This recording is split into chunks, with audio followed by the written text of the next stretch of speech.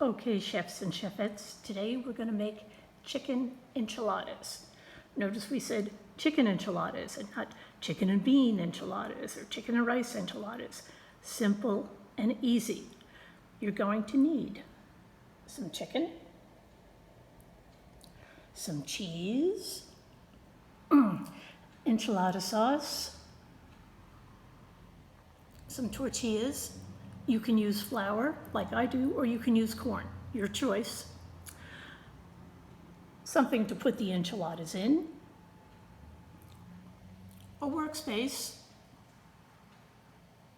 and an oven, which we are heating to 350 degrees.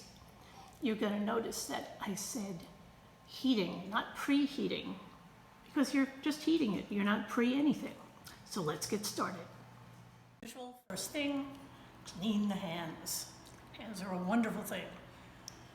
Okay. So we've got our tortillas. Again, you can use corn if you want. We have our enchilada sauce. We've got chicken and we've got cheese. So first thing we're going to do is spread some enchilada sauce on the bottom. Not too much because we don't want to be gloppy. It's a great word, gloppy. Okay. And then we're going to fill the enchiladas. I decided to make 4 because I don't really want to overdo it by packing them. So I'm going to make them rather skinny. Little tiny bit of enchilada, little bit of cheese, or maybe more than a little bit. And then we're going to roll them up.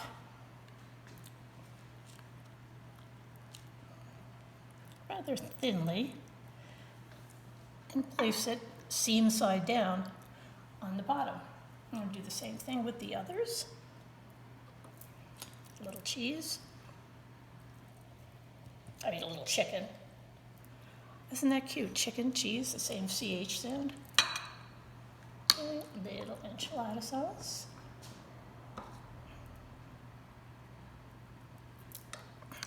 Some cheese. I love this cheese that it just kind of goes drip. Roll it up.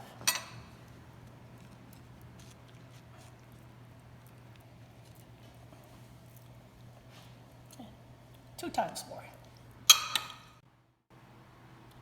Now that we have 4 enchiladas, we're going to get ready to put them in the oven. Or pop them in the oven. Food writers always say things like, pop them in the oven. Okay, we're going to put sauce on top.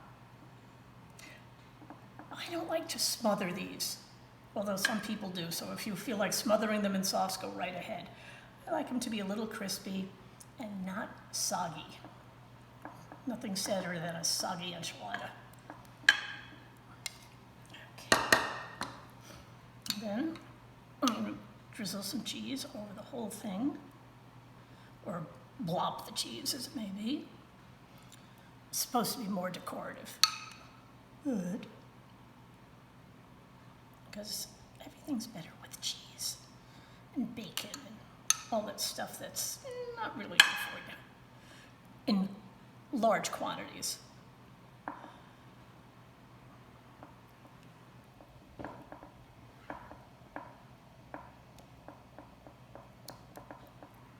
Always add more later, but it's hard to take away.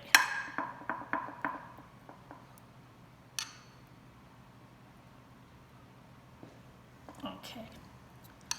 So now we're going to pop it in our 350 degree oven. I'd say for about 20 minutes.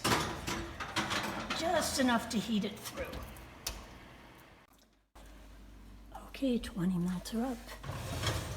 And here they are in all their wonderful, cheesy, enchilada-y goodness.